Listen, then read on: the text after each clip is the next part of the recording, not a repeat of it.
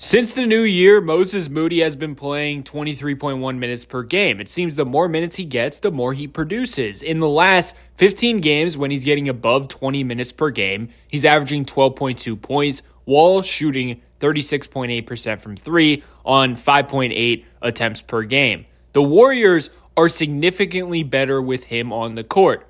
During that time period, per pivotfade.com, 398 minutes with him on the floor. They have 121.8 offensive rating, 115.3 defensive rating, resulting in a plus 6.5 net rating. Meanwhile, with him off the court in 370 minutes, it goes down to a 110.3 offensive rating with 117.4 defensive rating, negative 7.1 net rating with him off the court. It turns out he has started in 7 games this season, and guess what? The Warriors have yet to lose a game with him in the starting unit. And in the most recent game, he was the best version of himself in the first half against the Houston Rockets. If you ask Steve Kerr, how do you want Moody to play and impact the game? He will point to this type of film that we're going to go over. Look at the first offensive possession. You immediately see him setting the tone, crashing the offensive glass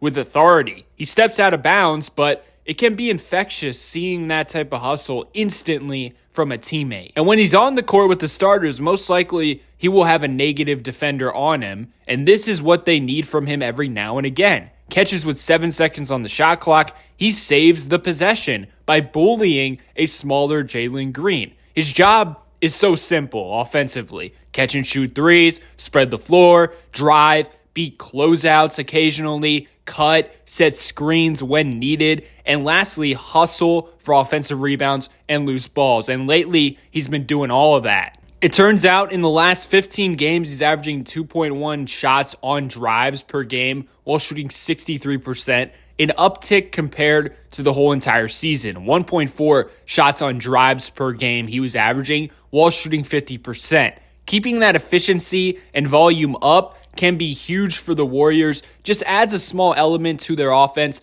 that makes them tougher to guard. And then after that bucket, a minute later, Şengün is driving on the fast break, and Moody just ruins all of that by taking the charge. Then again, same situation, but this time Jalen Green driving with speed, Moody shields him off and denies him at the rim.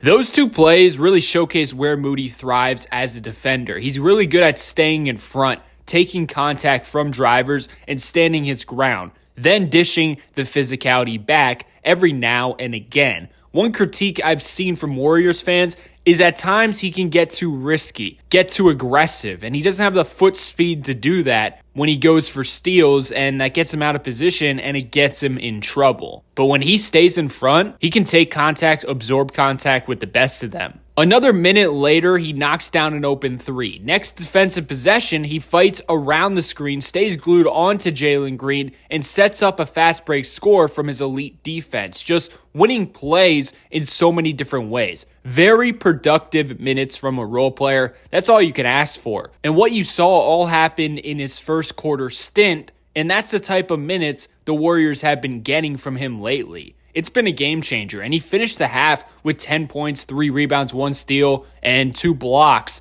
in just 16 minutes. I mean, come on now.